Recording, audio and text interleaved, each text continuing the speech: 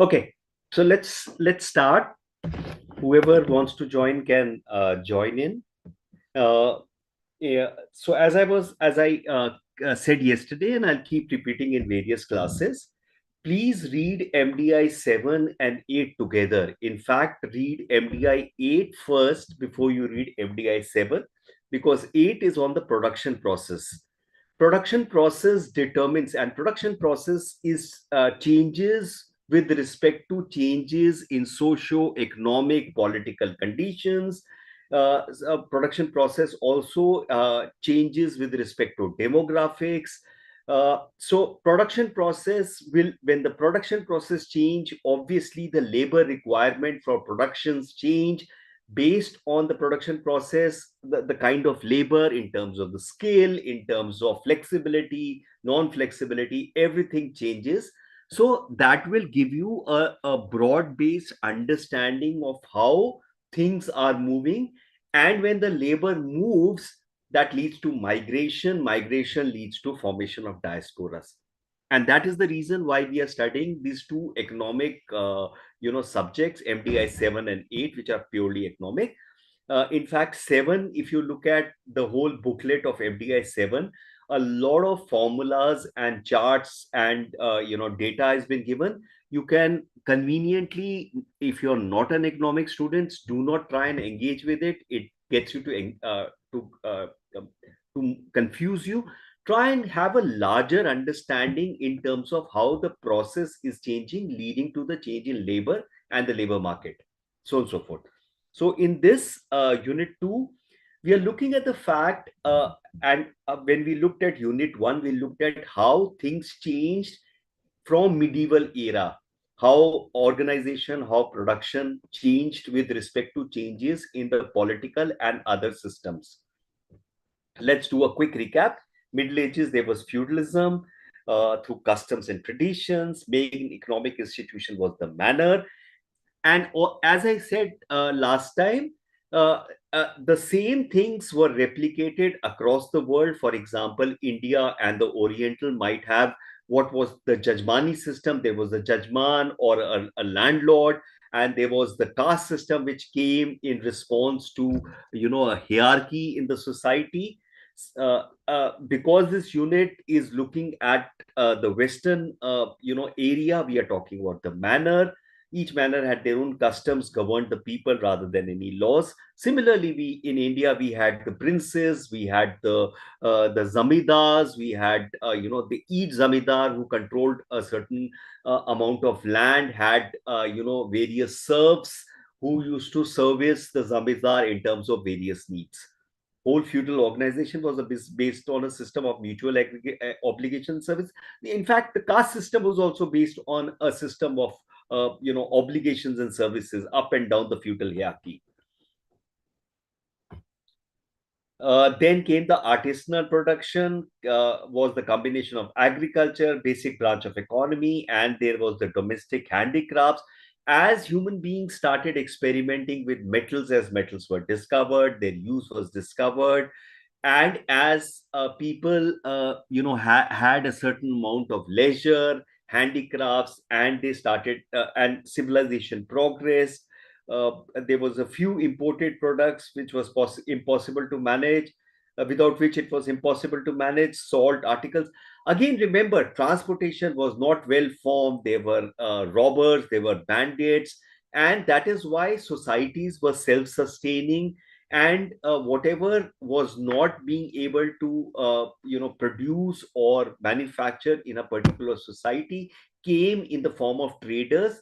The traders were far and few, the distances were large, the transportation was difficult, inhospitable terrains.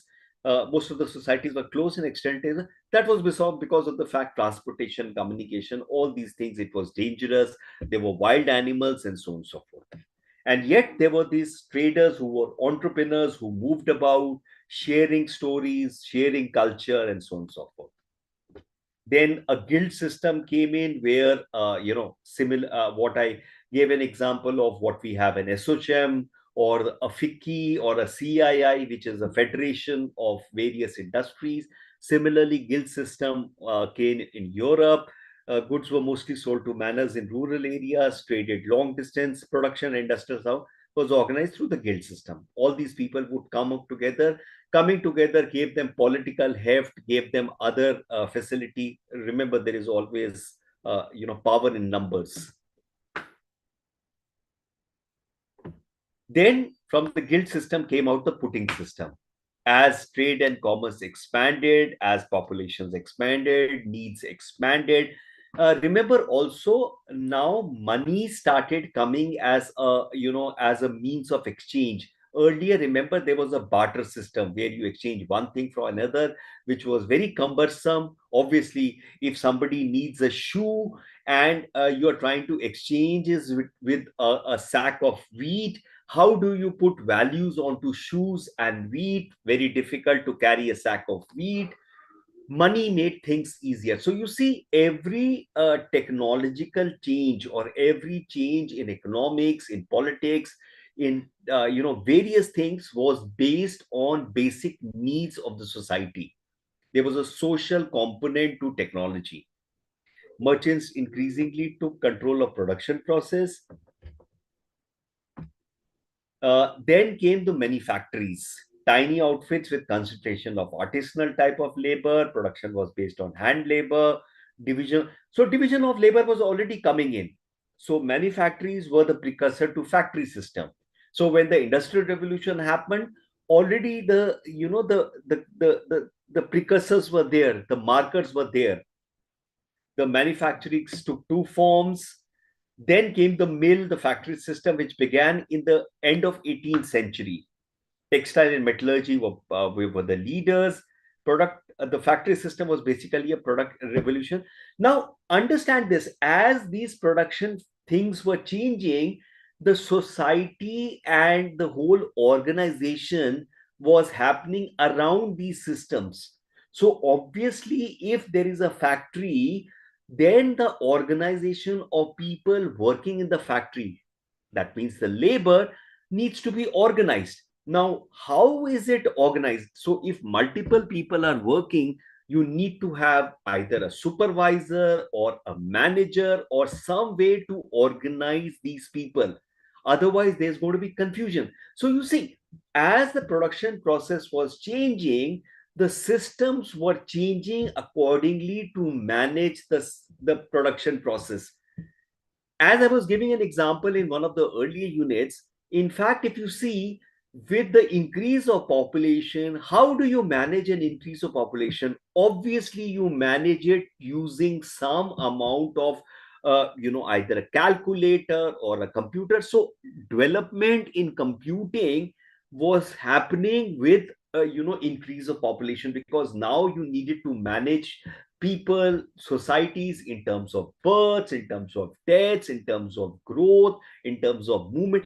Everything is in response. So there's a social component of technology. Technology just does not come out of thin air. There's a social component to it.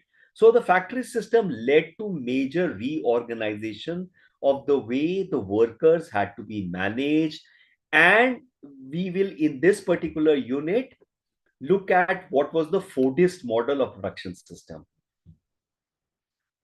And with the Fordists, there was something called Taylorism. So Fordism and Taylorism are two key areas or two key components of the Industrial Revolution. We shall also see in this unit what happens as we went along and things started changing in the society. And when things started changing in the society, how there was a crisis in the Fordist model. We shall see all that. Okay, advancement of factory system, distinct change of production organization, earlier 20th century. So let's look at Taylorism. So what was Taylorism? Task of management is to gather together all the traditional knowledge which in the past has been.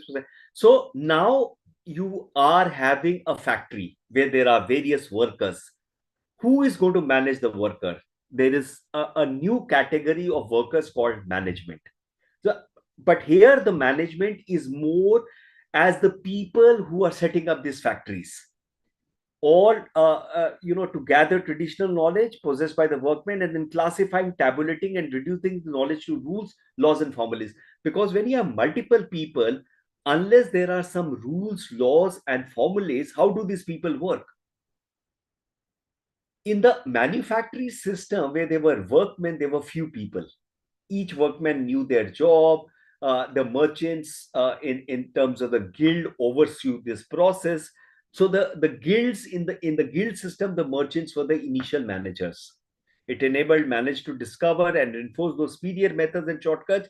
Workers themselves, in practice of their trade or task, learn, improvise, and own discretion. So a management came in, which was able to classify, tabulate, and reduce knowledge in rules, laws, and formulas. In fact, if you see our whole life today, there is a lot of rules, laws, and formulas in which we function. Force the disassociation of labor process from skills of workers. The labor process is rendered independent of craft, tradition, and the workers' knowledge. So that's what happened. That was the first stop. Because now, also remember what I was talking yesterday in MDI 7. The basic challenge was how to manage labor, because labor was an embodiment of human being. Capital, land was all manageable because you could, these were numbers, you could, manipulate them. Labor, because it was a human being, it was very difficult to manage.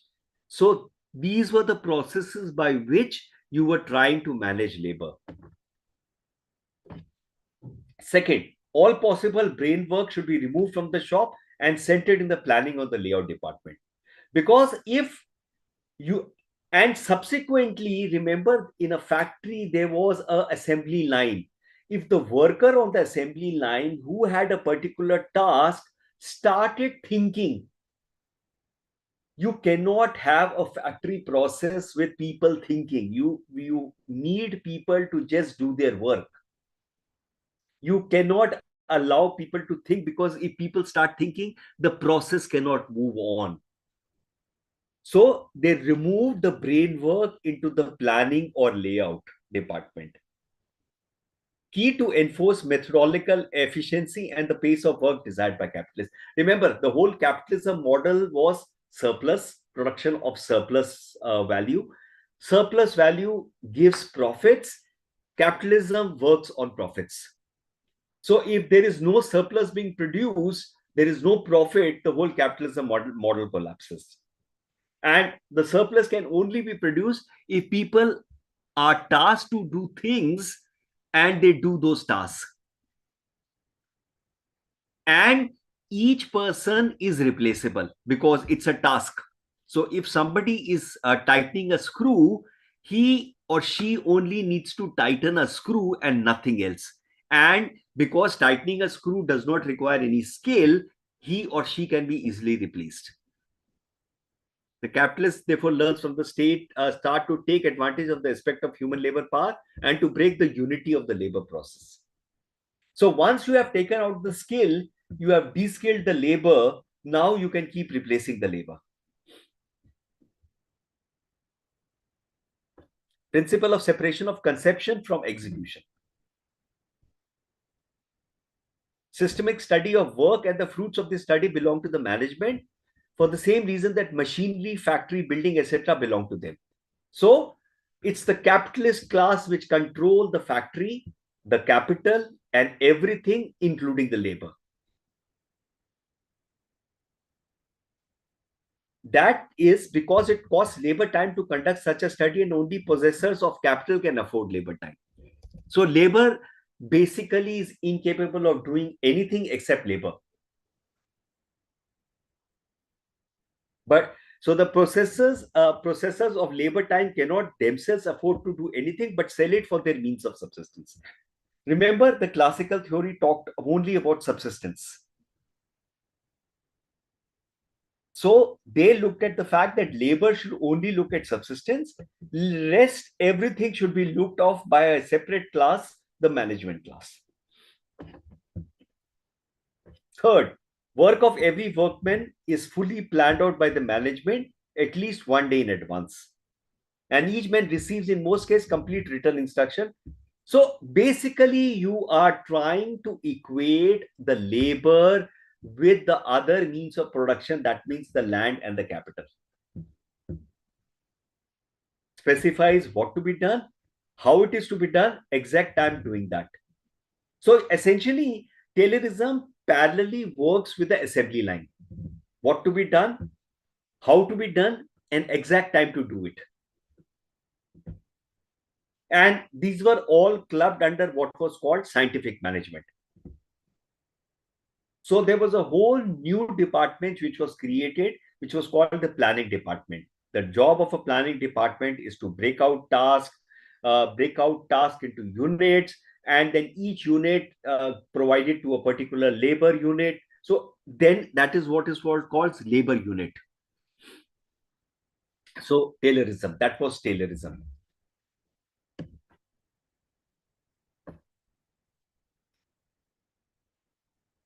First principle, gathering and development of knowledge base. And second is concentration of this knowledge base as an exclusive territory of management. Now, once you take out this knowledge base, now the labor is left with nothing. There is an absence of such knowledge among workers. The third is to use of this monopoly over knowledge to control each step of the labor process and its mode of execution. Fast forward to the current time.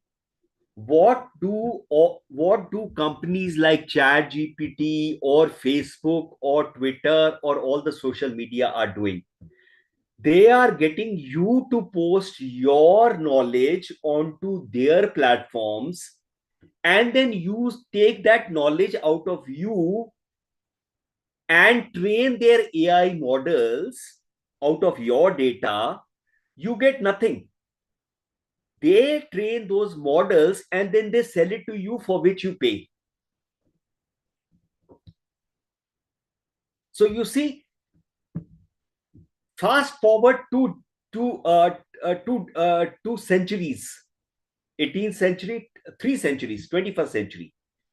The way management and the capitalists control in knowledge, and now it is data, it remains the same.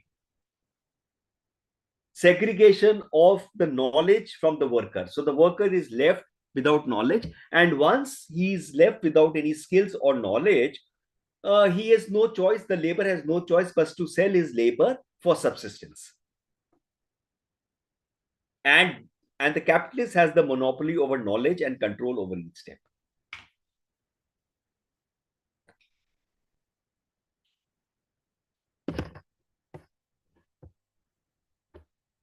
Modern management came into being on the basis of these principles. It was ensured that as craft declined, workers would go down to the level of general and undifferentiated labor power. Essentially, get the labor in the same category as land and capital in terms of numbers, so that you can manipulate the numbers. Adaptability to large range of simple tasks, while as knowledge of science grew, it would be concentrated in the hands of management.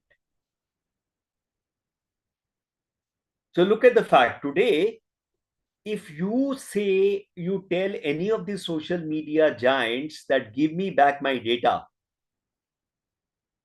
they will not, because that data is costly. That's why everybody is running around to gather your data. That data is that knowledge they are extracting from you.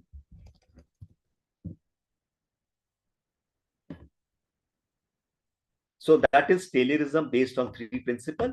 And the second major thing which happened during the industrial revolution was what was called Fordism.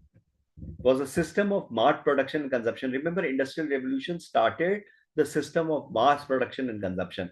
Why production and consumption is set together is because unless people consume, what will production do? And as we were talking yesterday, the more governments put money in the hands of people, the better it is for the state of the nation and economy and the government, because people inevitably either save or spend. If they save, the government can use that money for infrastructure. If they spend, they create demand.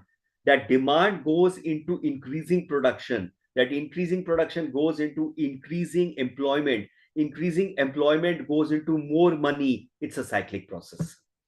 And that's what we were talking yesterday with this new tariffs which has been imposed by the new president of the United States.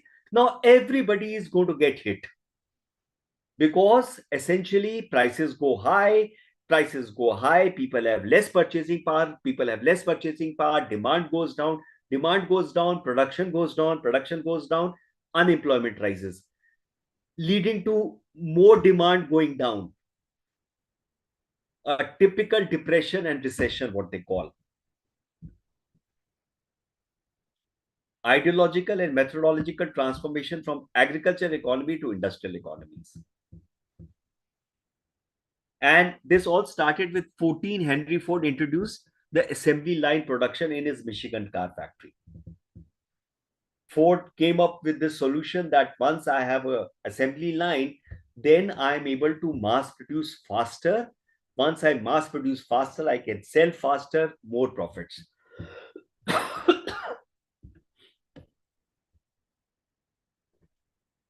System changed 4 things. Production of mechanized standard goods, routinized labor process on assembly line, set of working day with fixed number of hours, significant higher wages. What Ford did was actually increased wage to cut down retention, to increase retention and cut down attrition. $5 compared to prevalent norms of 2.34. So you see how the production process was matching the changes in society, and this in turn led to the way workers or the labor was organized, and subsequently how the society was organized. Assembly line or Fordism also ensured that the women got relegated into the households, because remember, in the artisan mode, men and women both could work. In the agriculture, men and women both could work. But in the factory system, and then when they said factory was dangerous, it was hard labor, women got relegated to household work and men came as the providers. So you see how society was changing in terms of its, the way it was organized.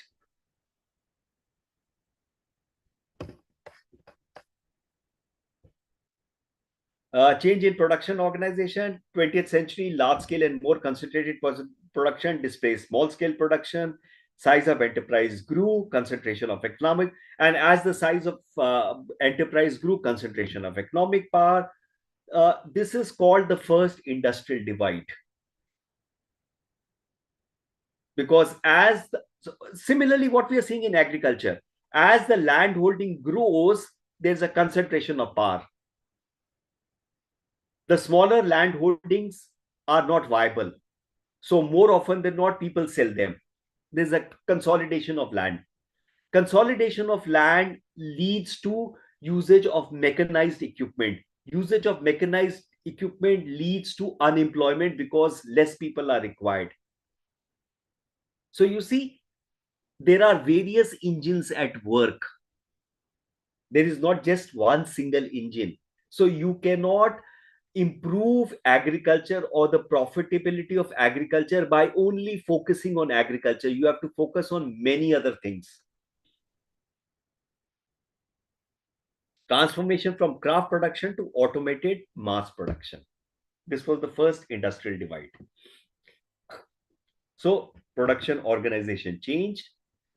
Changes in labor organization. Increase in mechanization, labor processes also changed. Production was organized along assembly lines. Production process broken into parts, distributed among workers. Technical division labor was simplified and work became more routinized. So what happens with the routinized? Now, there is a sense people are not able to relate to the work. It's like you going to the office and doing a specific task and coming back home. There is no what you call engagement with the task that you're doing or the work that you're doing. Disenchantment with the work. leading to alienation. What Marx talk about alienation of workers, because you are doing a task.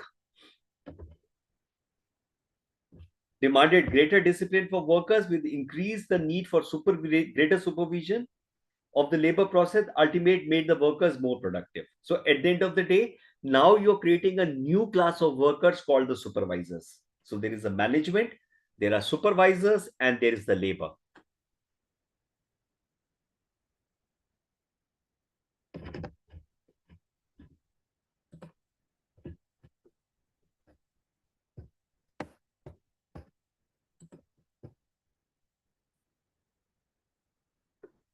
Then there is the changes in economic and social organization. As I said, everything changes everything else. Never is anything deterministic, because anytime anything is deterministic, it cannot be. Nothing is deterministic in life. There are multiple things which happen. It's easy to talk about determinism, that this led to this. It's never that case. Not only change production process, but brought changes to a larger setting of work, consumption, and socialization. The purpose of $5 8 hour was only to secure workers' compliance with discipline required to work on a high productive assembly line. So now there was the work leisure balance. So now another industry came in, the entertainment industry, to entertain workers in leisure. So you see how the society changes. Because you're working 8 hours, you need leisure. There is a leisure industry.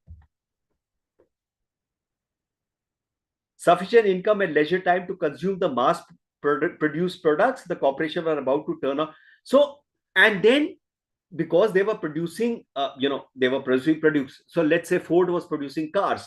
Now you need somebody to buy the cars. So you give the workers more money. And then you use media to tell about why the car is such a lifestyle product, with advertisement of you taking out your family in the newest car which was on the market. And now your aspiration rises to buy that car. So you buy that car. So obviously, you are now the consumer. You're not only the producer, but the consumer.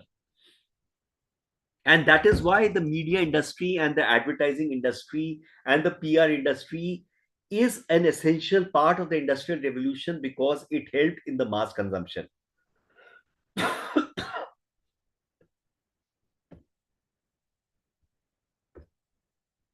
Fordism, distinctive type of labor process where mass production is based on moving assembly line with semi-skilled labor. Now you need a semi-skilled labor. You don't need unskilled labor. You need semi-skilled. Because if a car chassis is moving and various parts are being put out there, you need semi-skilled. Second, a stable model of macroeconomic growth based on mass production, rising productivity, economics of scales, rising income linked to productivity, increased mass demand due to rising wages, increased profit. So you see, everything is linked. And any kink in the system can bring everything down. And increase investment in improved mass production equipment and technique. So one of the aspects of capitalism also is plowing back a certain amount of profit back into increasing or improving production processes. In fact, this was one of the flaws in the Indian capitalist model, because more often than not, in the Indian capitalist model, the capitalists would take those profits and use it for consumption rather than plowing it back into the unit for improving productivity.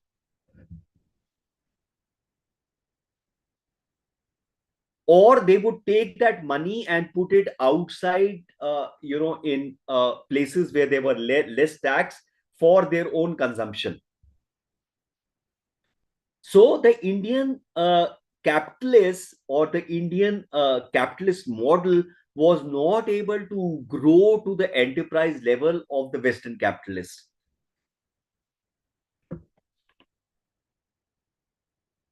increase investment in improved mass production equipment and techniques. So unless you keep improving, remember the fact, there are multiple people doing the same thing. So unless you keep improving, more often than not, you will lag behind. And when you lag behind, the whole process falls.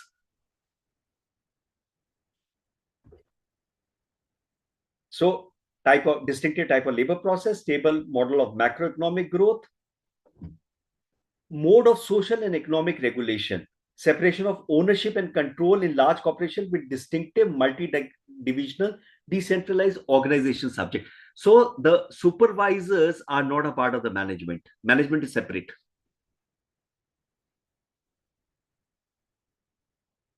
Then a general pattern of social organization. Consumption of standardized mass commodities, nuclear family households.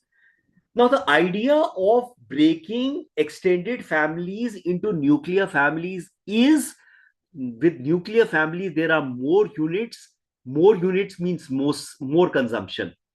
Extended families can, if an extended family has one car, 4 nuclear families have 4 cars.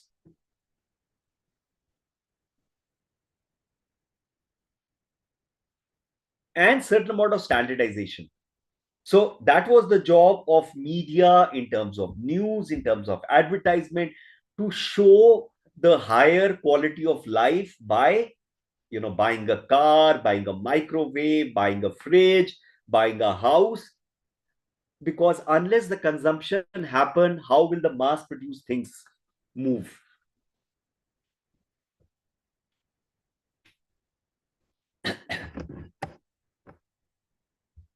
I hope I'm not going too fast.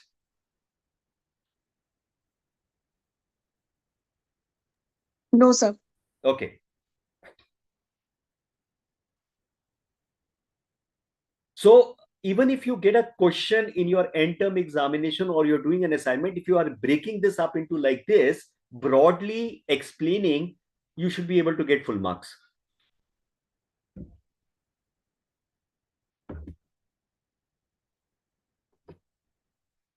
Now, obviously, remember, nothing remains the same. Things keep on changing.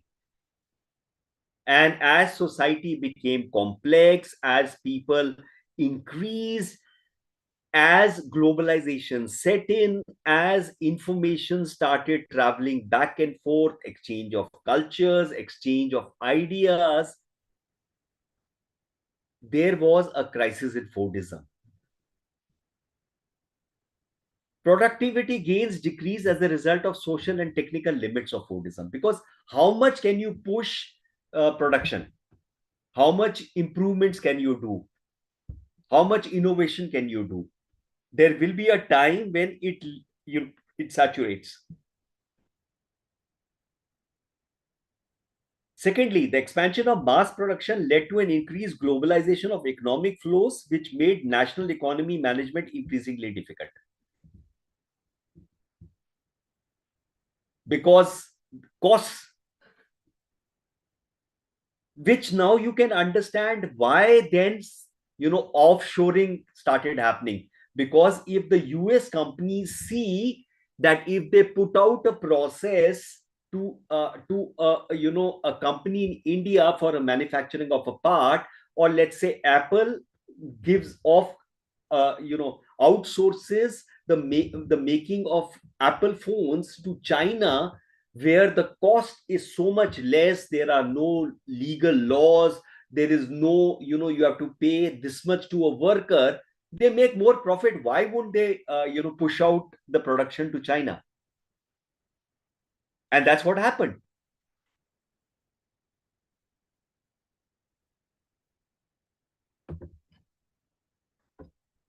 Third, Fordism contributed to growing social expenditure by fostering a more affluent, urbanized, and industrial society. Now you've got people to start eating ice creams and candies and sodas. Now they will not stop. They will look at what next. The increased wealth and economic stability made it possible for governments to invest in social service infrastructure, led to expansion of welfare states, growing public spending on social programs. Now, growing spending on social programs got more money into people. The taste got refined. And now with increased transportation, you could get stuff. So what in the 80s, Indians could not get basic electronics in India, and there was very high tariffs. So people would smuggle stuff from the Gulf. The 90s of economic liberalization allowed Indians to pick up things from anywhere without high import duty and so on and so forth. And then the whole thing was made available in India. So you see, smuggling immediately stopped because there was no use smuggling. The stuff is available out here in India.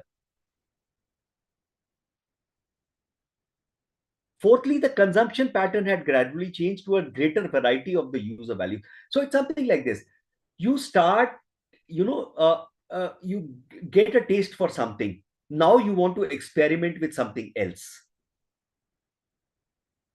Then you get something else, you want to experiment with something else.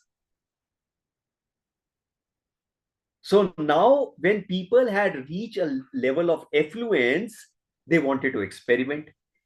And with globalization in terms of faster transport and communication allows you to get information, transportation allows you to get, those stuff. And now you can afford. But your Fordist model is still producing the same mass product, which I don't want. I want a red color phone. I don't want a black color phone. So whoever is going to provide me a red color phone, I will buy that. I want an option. And if you see, the media also has followed suit. Today, I don't want to see news. I want to see sports, personalized. So the algorithms in social media or other media is allowing me to personalize my likes. I don't want to read the newspaper from cover to cover. I don't want to see the TV in one linear fashion. My consumption pattern has changed.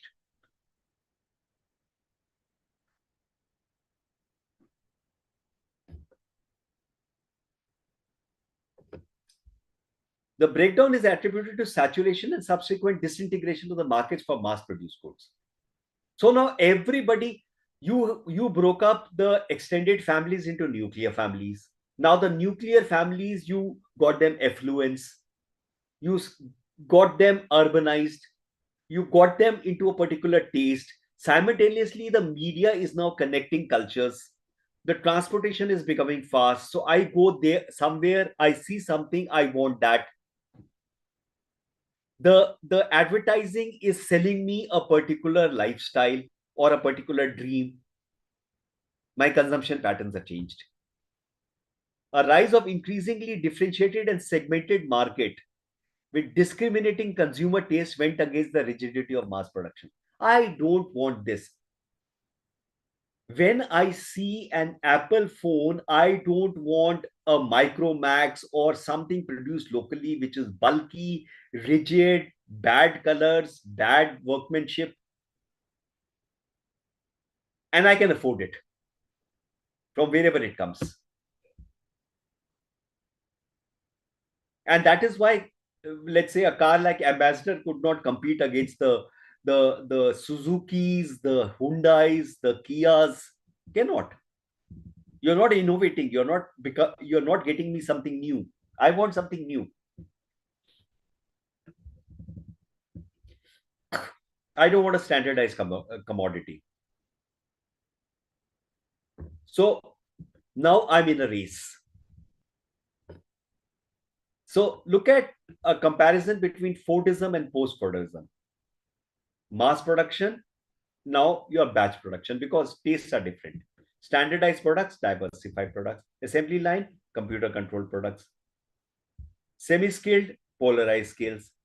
Corporate hierarchy, horizontal network. So all these new companies like Google, Facebook, Twitter, Amazon are horizontal companies.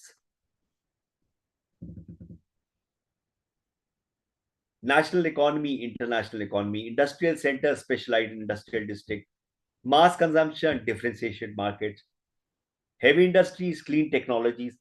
And simultaneously, People became aware about human rights, people became aware about climate change, people became aware about pollution, focus on utilitarian and functional aspect, focus on aesthetics and good along with functions. I just don't want the functions, I want aesthetics. It's a style statement.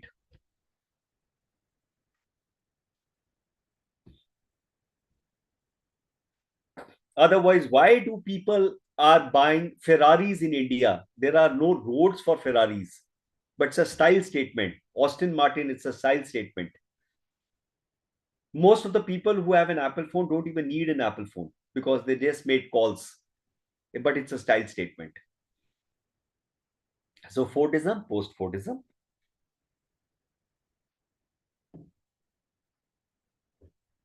So what happens after Fordism? Sir, yeah. Sir, earlier, earlier slide, please. Last one. Yeah. Ford and Ford. Sir, if we speak about the differences between Fordism and post-Fordism, maybe I interpret that Fordism was or might be the new during that time. And presently, because of the development of technology, post-Fordism is the new one. I mean, new thing. So, what difference it makes, sir? Okay. So, Sanjeev, did you join recently or were you there right from the beginning? No, from beginning only just 5 minutes. Okay. So again, as I was saying, Industrial Revolution got in concepts of Fordism, where Henry Ford developed this assembly line. And the Fordism or mass production, the whole concept of mass production is based on the concept of mass consumption, because what will you produce if people are not consuming it? So the production was developed simultaneously with consumption and increased in wages, because the increase in wages allows you to consume. Okay. But what happened was, when mass production happened and mass consumption happened and people's wages were rising, also led to urbanization and affluence. Okay. With affluence and urbanization, and remember, while the industry was moving this way, there were other things happening in the socio-economic political system. For example, connectivity started increasing, communications became better. Correct? With communication becoming better, everybody got to get information much faster. With getting information much faster, you are able to see what the other culture is doing. Transportation became better. Now you could get things. Affluence increased and leisure also increased. So people were able to travel and see things. With doing all that, they wanted more. Sir. So for example,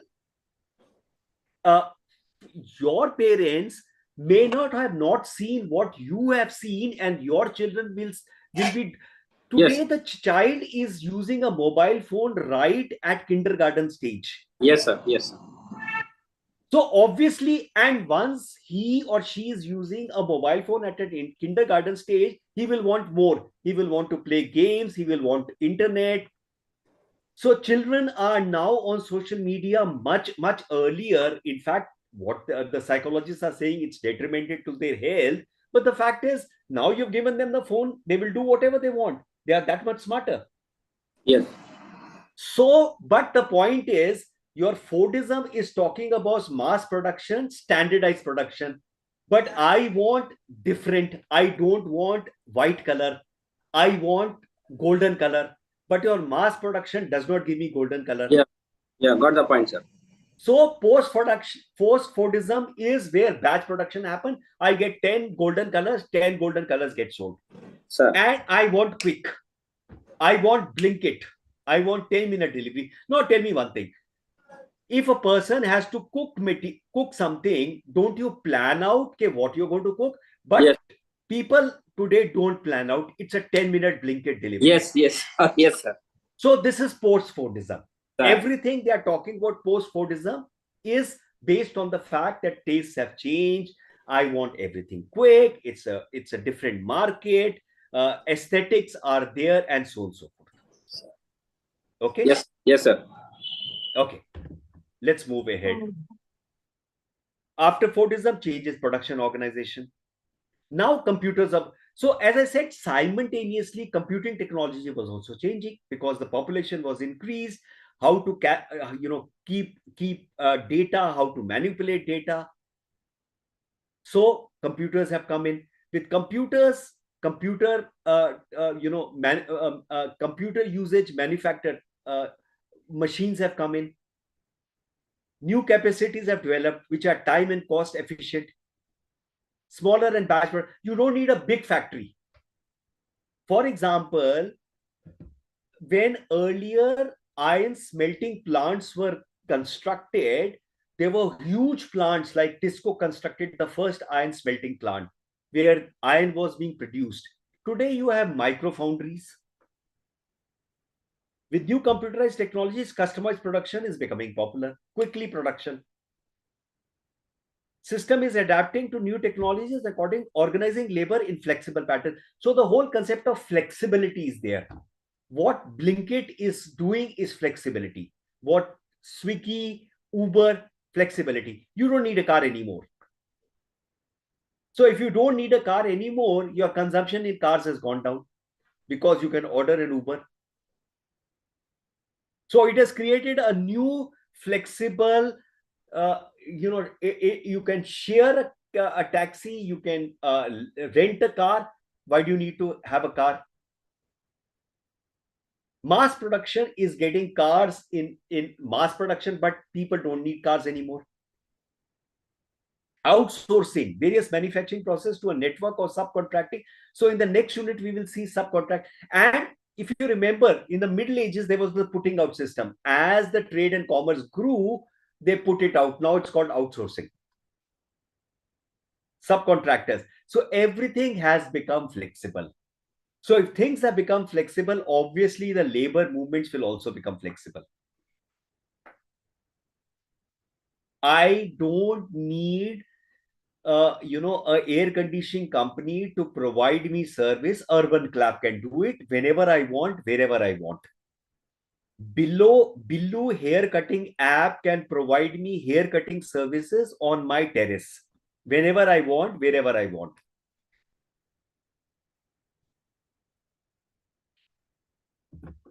I can order a food delivery sitting in one city to somebody sitting in another city.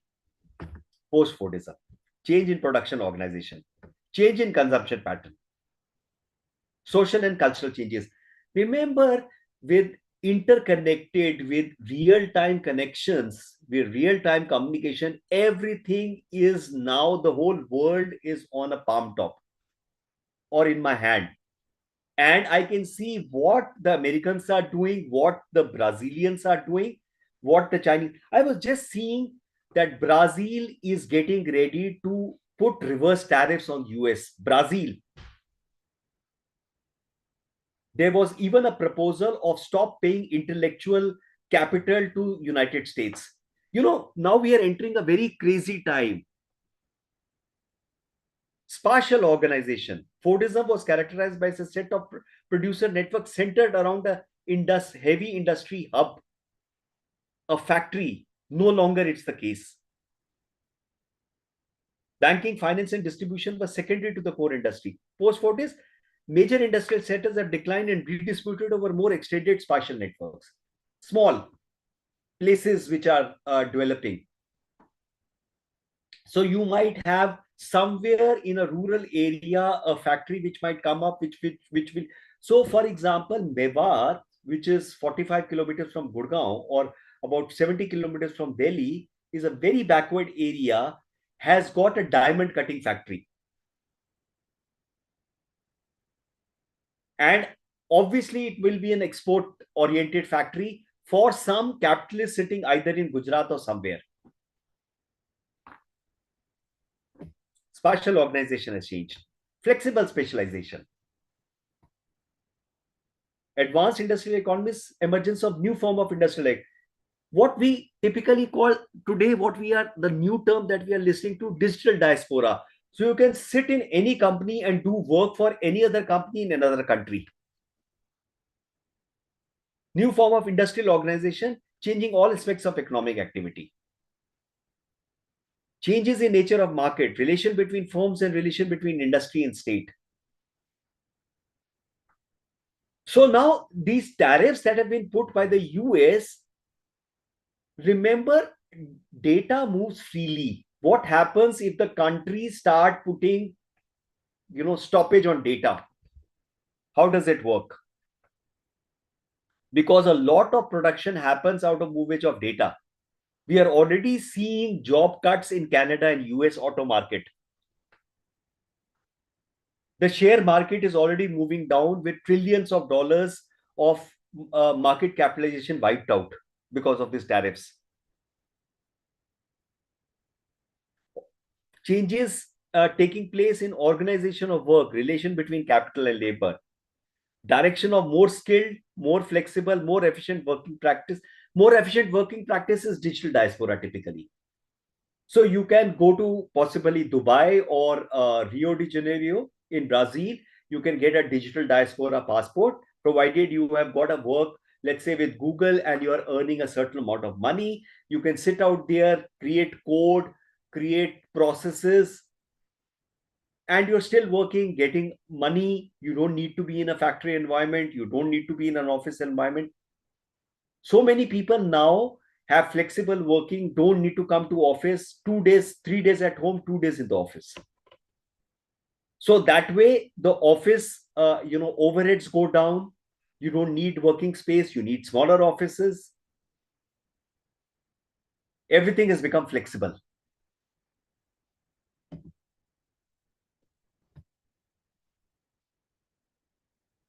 Mass production is giving way to flexible specialization. Specialized vehicles tailored to meet particular consumer groups, specialized goods, broadly skilled workers using capital equipment that can make various models. Now with computer controlled machines, you can make specialized products. So you can make an Apple phone with a red cover, you can make a sticker, you can make a 3D drawing. You can choose your own topping of pizza. Everything is specialized.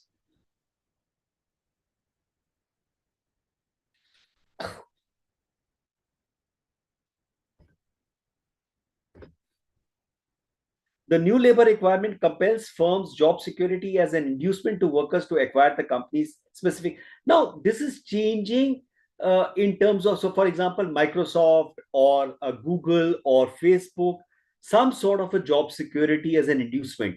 Why? They have fancy offices, they have, table tennis tables, they have rock climbing, redistribution of rights within factories also are changing in terms of having a creche, so that if there is a female working, she can put her child out there. There are all these engines which are happening.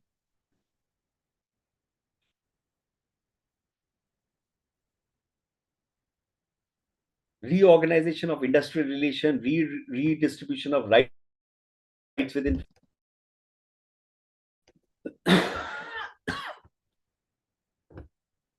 So now we come to the next one, the new Schumpeterian perspective.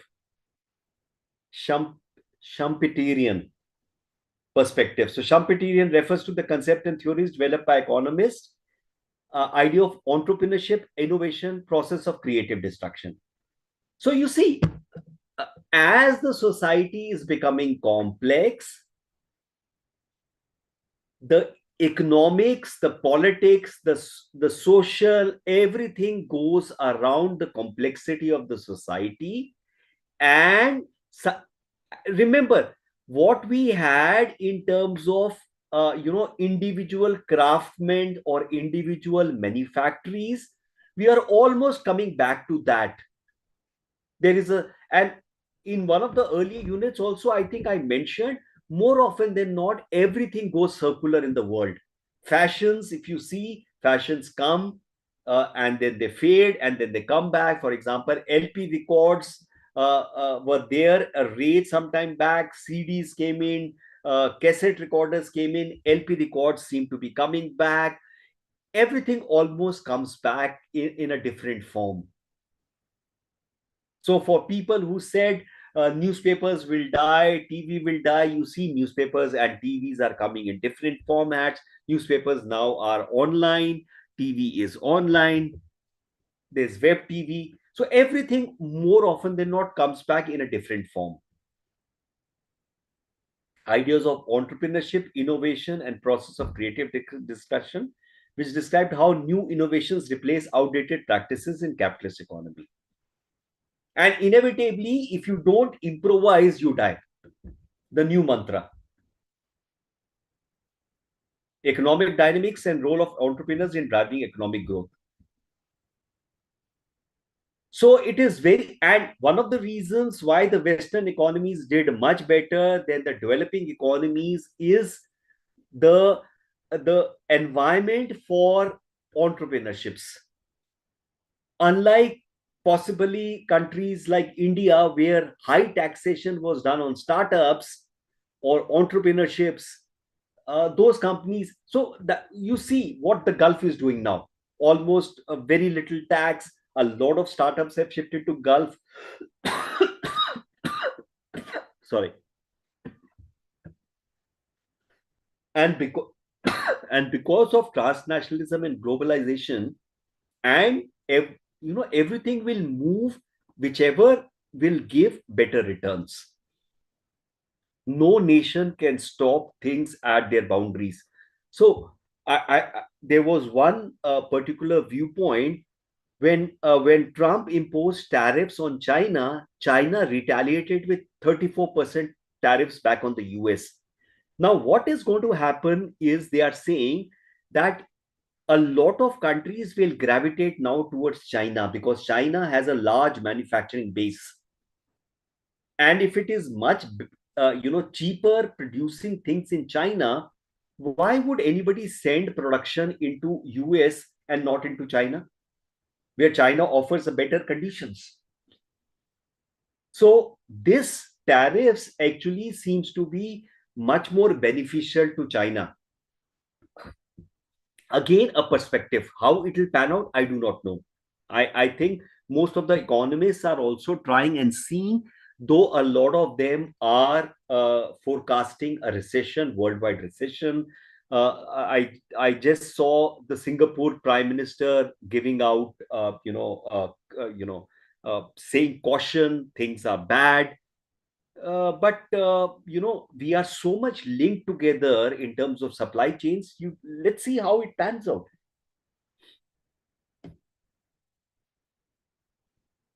So Freeman and Perez have been responsible for developing the Schumpeterian perspective of transition based on the concept of it's the concept of creative destruction. So what is creative destruction? You create something and then destroy it to be able to get something more, because unless you destroy something, you cannot create something more. So what is the Schumpeterian, neo-Schumpeterian? Neo always is new. Long waves of roughly 50 years of duration will reflect a process of creative destruction, after which long-term changes take place in technology base of an economy. So it talks about the fact that inevitably technology moves in a certain way, which changes everything in terms of the society. Periodic gales of creative destruction represents fundamental technology revolutions, which leads to quantum leaps in industrial productivity. What we are noticing now, what they call is the information revolution, is information is becoming the key in various development or the industrial productivity ways. So how data is moved, how is data helping create. So why is everybody talking AI, AI, AI? Because they are talking about AI being a forerunner in terms of how things are produced. So for example, AI is used by Amazon in managing its deliveries, in speeding up its deliveries. Drones are being used in terms of deliveries. The whole process of production distribution, storing, everything is changing. Each revolution, composed of a cluster of radical innovation, introduces a new set of common sense principles into capital production. So, for example, Fordism was one such creative destruction. Fordism led to the post-Fordism in the sense of this diversified markets, segmentation of markets. As a critical stage of advancements reach, it becomes very difficult for national economies and individual firms to auto what we typically are seeing in terms of the word AI. Everybody's talking AI. It's very difficult for companies not to talk about AI. Even the politicians are using what is the term called AI washing. Everything will become AI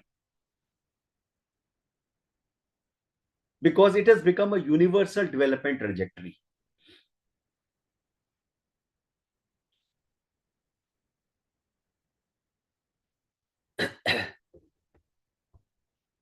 Systematic nature of technology revolution means quantitative changes in capitalist production, new worlds of work with new standards of efficiency, new models of management.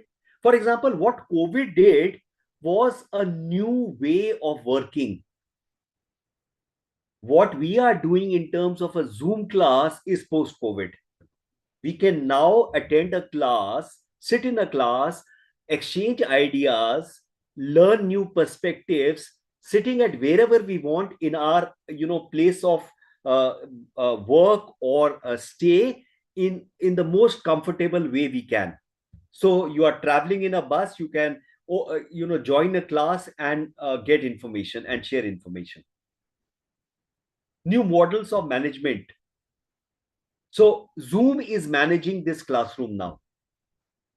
New locational patterns, digital diaspora, you can go anywhere and work anywhere. New high sector growth, redefined optimal scale of permission. What is the optimal scale? You do not require, let's say, 1,000 units. Say, for example, today, you do not require a publisher. If you have written a book, you do not require a publisher to publish your book. You can upload it onto Amazon to bring it out as a Kindle edition or as an ebook edition, or you can also get Amazon to publish your book. They can publish a book on demand. A new model. Optimal scale of production. So, for example, if it is produced in a printing press, you need a certain amount of copies. Whereas Amazon model says that one person can order one copy and that is produced and dispatched.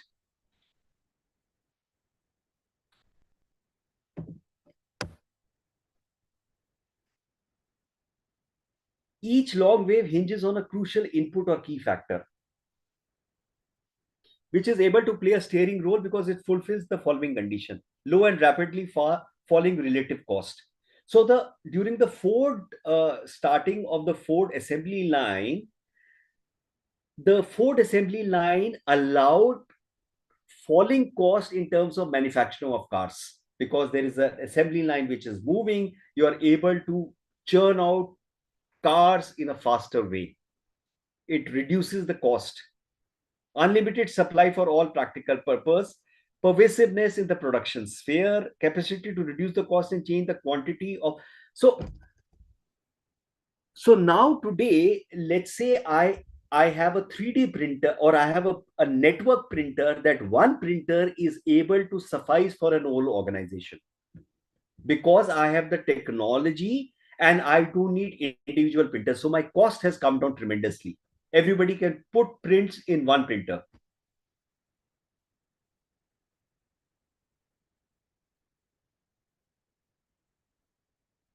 So today, for example, information age, there is an unlimited supply of data. Everybody has got, in terms of infinite. The reason why we are talking artificial intelligence today is because of the fact now data is of scale, and the computing power is now available to use that data of scale. Previously, We, for example, neither had the computing power nor the data of scale. Today, with so much of data getting generated out of social media and other places, and the computing power available, we are talking AI.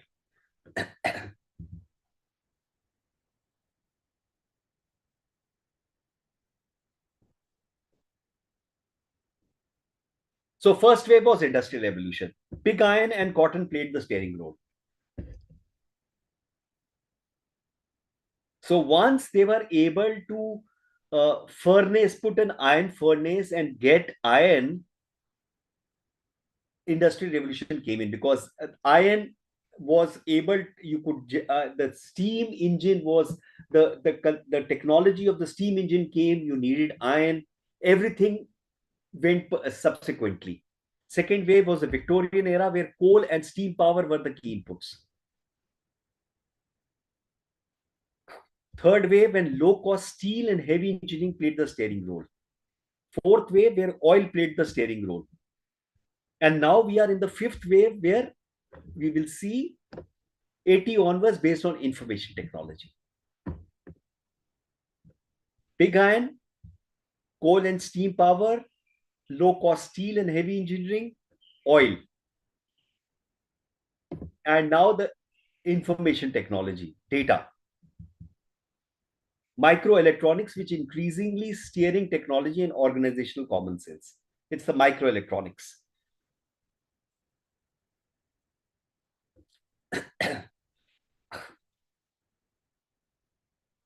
And then tomorrow something else will happen.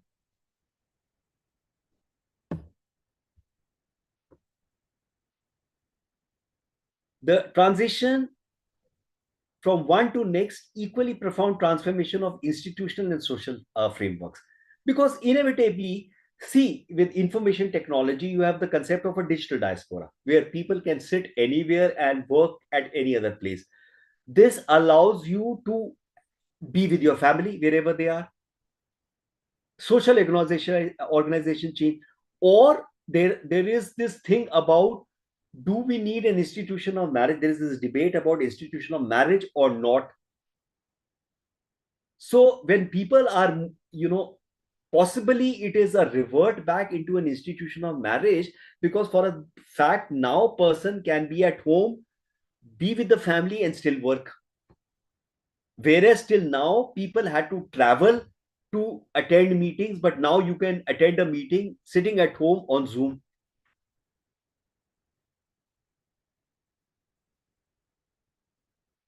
In Freeman's analysis, technical innovations are always more important than social innovations emphasized by Marx. Now, this is also a debate.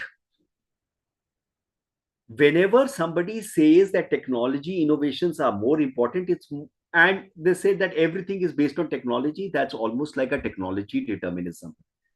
It's actually not correct in the true sense of the word, because both of them play parallelly. There is a social component of technology. Technology just does not come of its own, and both of them, impact each other.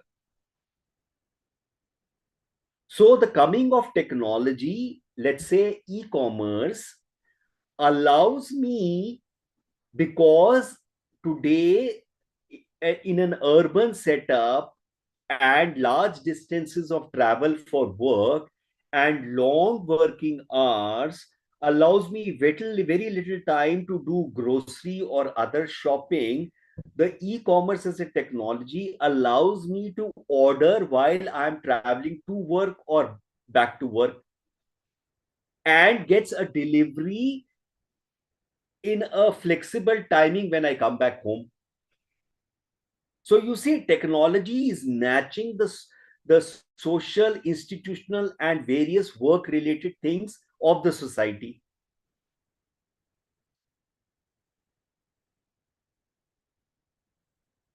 And when you're on the move, then obviously things like UPI or instant money transfer helps you, because then you are able to do shopping or purchases instantly. So you see, everything is moving with the way your work hours extend, and then the capitalists come and say that you need to typically work 70 hours. The idea is that all these technologies, all engines are working together.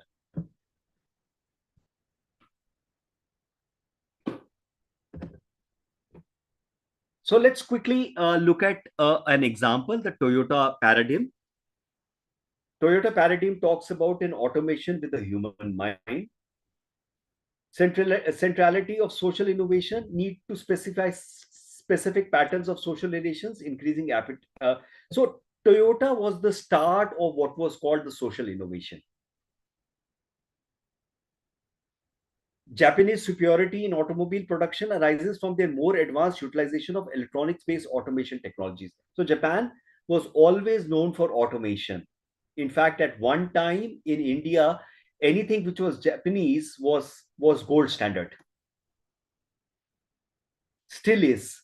You look at Japanese cars, Toyota is still one of the go-to cars for a lot of people. Now Koreans are giving them a run for their money. Until 83 or so, most of the Japanese firms were laggard in advanced utilization of electronics-based automation. Extremely difficult to explain quantum leaps in production made by Japanese industry in recent years. In terms of technology revolution in neo-Schumpeterian sense, key inputs not microelectronics but social imperials, which is strewing. Now, what is strewing? Running of a supermarket that so means everything needs to come together. What it was typically, if you go and Google, strewing is social innovation. That term is called social innovation. Social innovation is called strewing, where they are using automation and using people simultaneously in terms of their skills to get out a better product.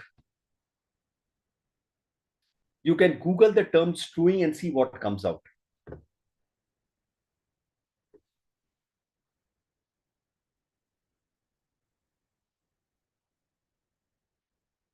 So industrial production has been conceived more in common with running a supermarket than launching a space rocket. Means organization is more important than technology. How it is organized. Key process of automation has never been steered by microelectronics in any straightforward fashion and has never replaced manual labor by control. So essentially, remember one thing, at the end of the day, technology, if properly controlled by human beings, always delivers better results than purely using technology. Because humans are able to, that's where innovation comes in. The humans are able to see something which the technology can never see. And that is why technology is always a tool and never a replacement for human being.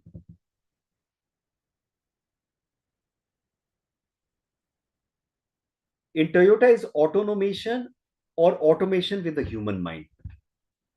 That's where they took a leap forward. While other companies possibly used advanced automation, Toyota had a different set of organization patterns. In fact, Toyota organization patterns have been now used by car makers worldwide to organize productions.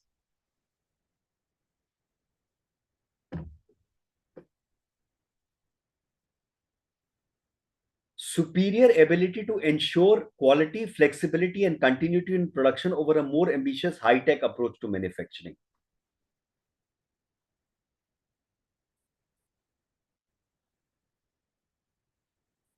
So some parts are automated, some parts are manually looked at with automation to be able to get out a product which is having higher quality. The production is flexible and continuous. That's why if you see, Toyota cars are typically gold standards.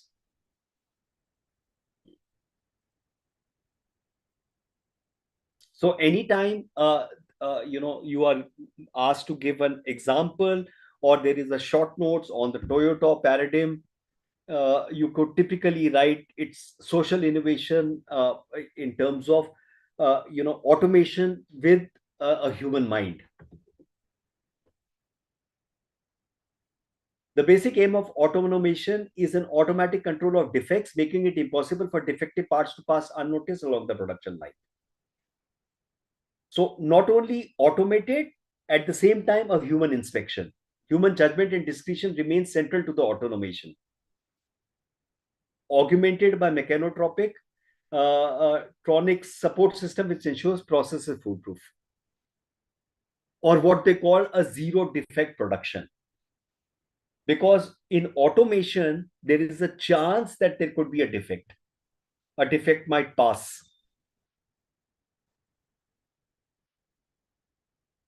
Whereas when you have a human supervision, obviously a human is able to see what an automation cannot see.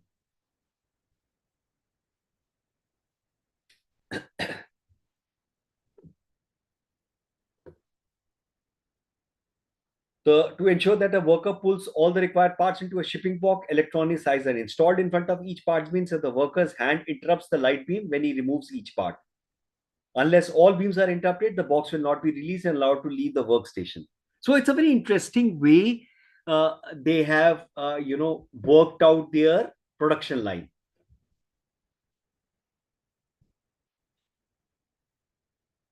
Everything is not put under the category of automation. There is definitely a manual intervention there.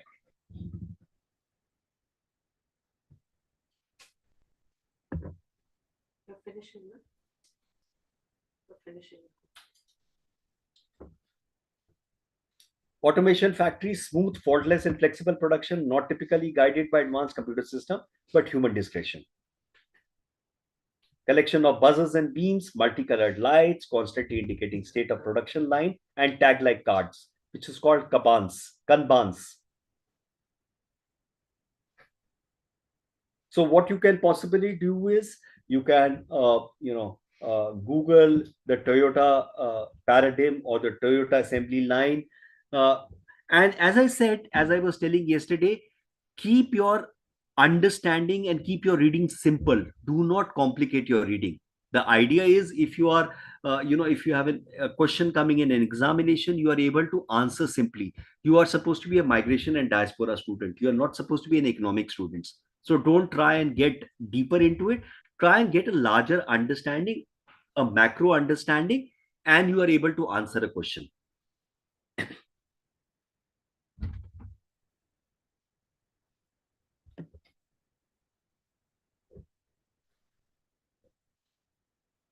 New techno-economic paradigm for post-Fordist era, social innovation and complex changes in material organization of production.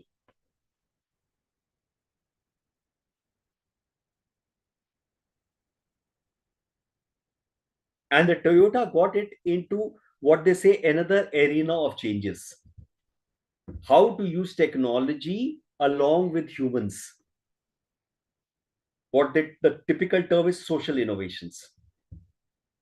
And how you are able to change production, which we call as flexible specialization, and they use the term feminization. One such trend in production is feminization of labor force along with changes in its gender distribution. Because inevitably, perspective of men and women are different.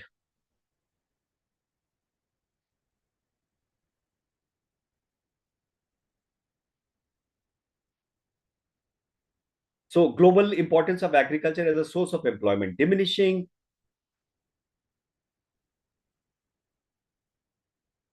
Adoption of labor displacing technologies. So all mechanized technology are labor displacing technologies. Men are moving out of agriculture faster than women. Agriculture sector is experiencing feminization of workforce. There's also been an increase in women employment in manufacturing in developing countries. For example, Bangladesh, the whole textile industry is women.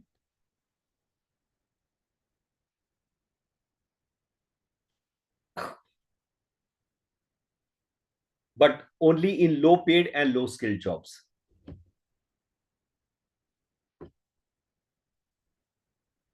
Now, this is the consequence of, changes in the production patterns.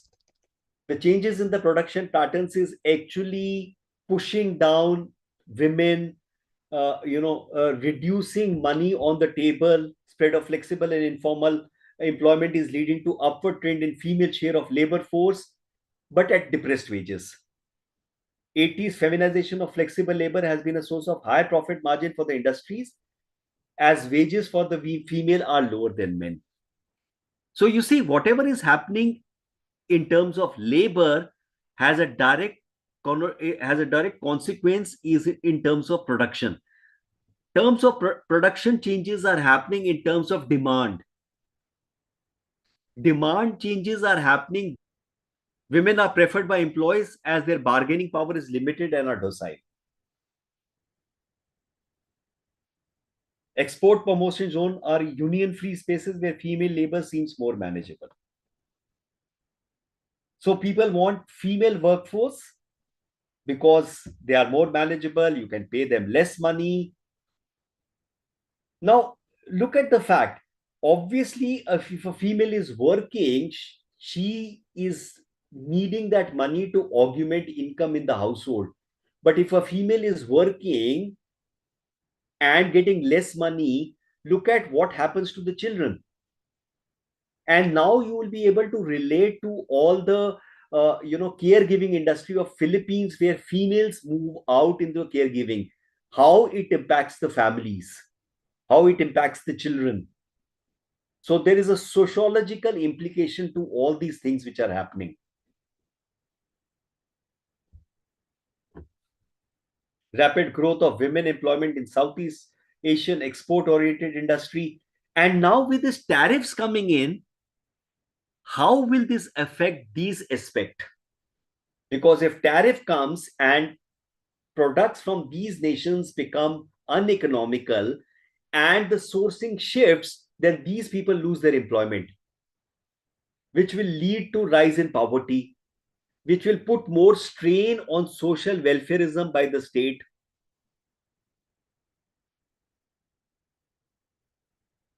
Organization change in the form of subcontracting and home-based production further driven women into low-end jobs. Much of the employment is distress-induced rather than demand-driven supply of female labor. So essentially, we are coming back into a world where there will be more poor than the rich. And we've seen that in the case of India, where the large part of the capital is with 5% or 10% of Indians. And the number of poor are more.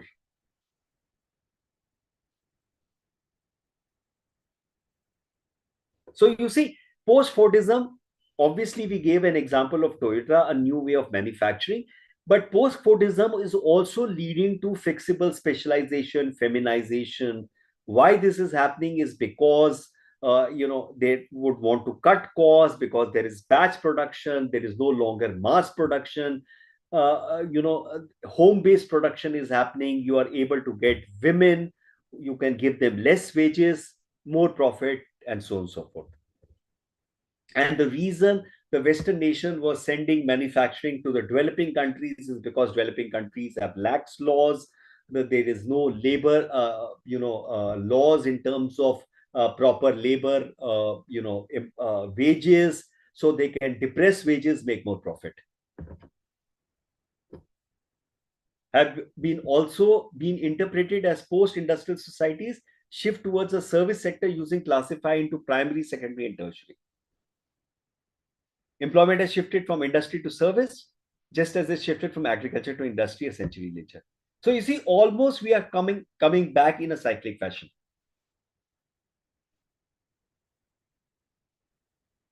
So all those gig workers today in India, be it Blinkit, be it Uber, be it they cannot unionize. They are trying to unionize. In some places, they go on a strike. They don't. One person meets with an accident. There is no way. There is no insurance. There is no social security.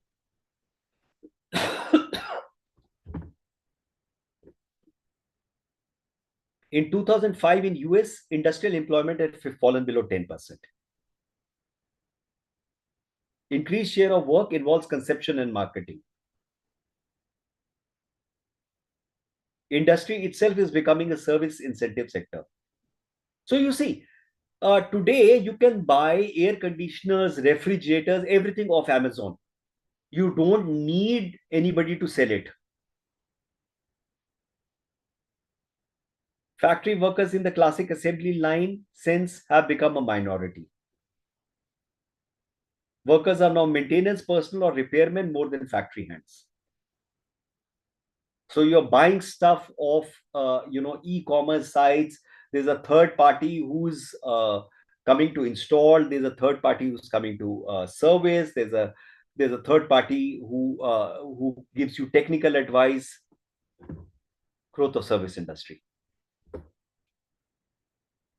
It's got a new name called the new economy. That term which emerged in the 90s. It's also been called a knowledge-based society by Daniel Penn. So everything has moved service. We had also talked in one of the earlier units how India missed the industrial part, moved from agriculture into services directly. Because the world has moved into services. New economy characterized by cost structures where cost of conception is much more than the cost of manufacturing the product. First unit is costly, but after that, other units bear a low cost or no cost at all. For example, in pharmaceuticals, most important part is discovering the right molecule. The actual cost of making the medication is much less than the cost of research and development. So the whole thing is about research and development now. And that's where India might lose because our research and development expenditure is so low.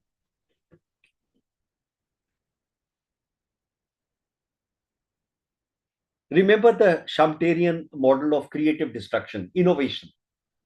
So today, unless as a person you cannot bring out a new skill and your job comes and threat tomorrow, you stand outside because you do not have the new skill. So you have to keep innovating.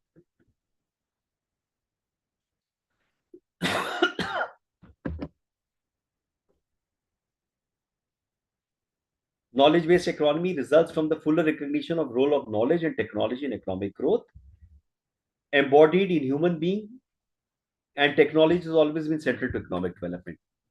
So you see, knowledge was always embodied. What was earlier skills in the artisans. Now the skills have changed into knowledge. So who earlier had the skills are now replaced by who has the knowledge.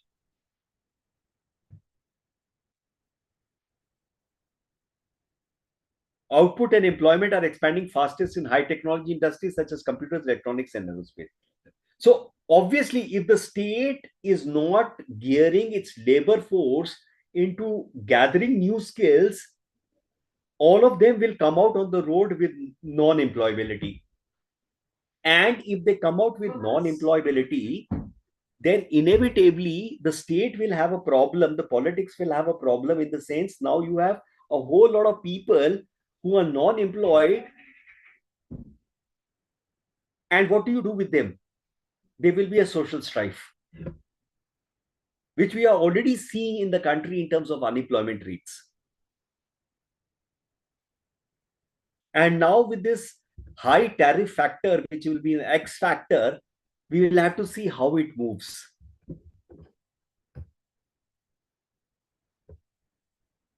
Knowledge-based industry like education, communication, information, and 50% of GDP is now coming in from Organization of Economic Cooperation and Development, knowledge-based economies.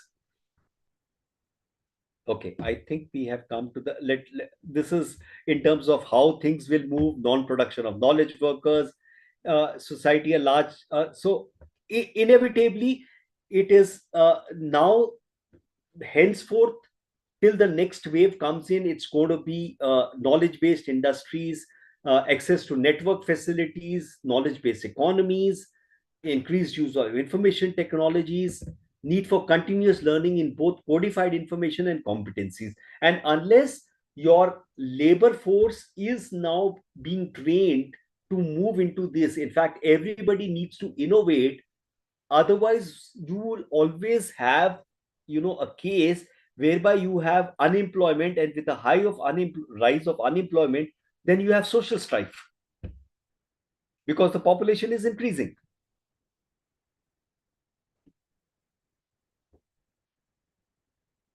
In handling, so now you need people who can handle codified knowledge, negative effects, and the demand for less skilled workers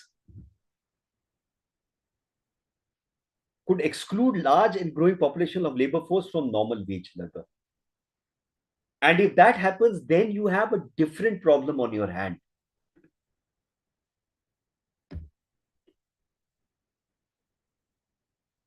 Okay, let's sum up. Advancement of factory system, change in production, Taylorism based on three principles: creation of management, brain work removal, central in planning, and every workman is fully planned out. Fordism is a system of mass production and consumption. Ruptures in Fordist system started appearing 70s due to four factors: productivity gains, decreased expansion of mass production, increased globalization, growing social expenditure, and changing consumption pattern. Schumpeterian ideas of entrepreneurship, innovation, and process of creative destruction. New innovation replaces outdated practices in capitalist economies. It's similar. The child is much smarter than his parents. New innovation replaces the outdated practices. Toyota paradigm is automation with a human mind, changes in nature of markets, technology, social organization, production, feminization of production, growth of knowledge-based economies, growth of service economies. There are some references. Let me stop quickly in case you need to ask a question. Any question?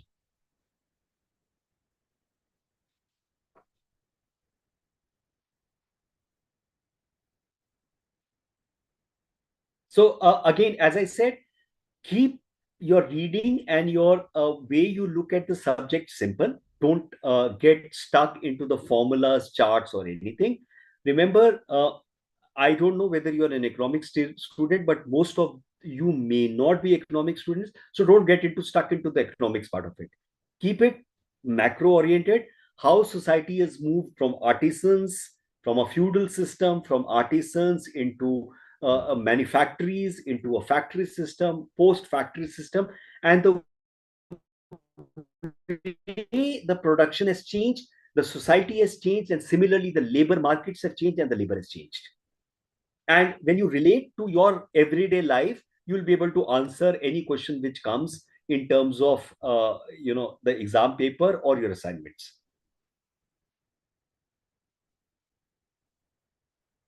Any question, guys?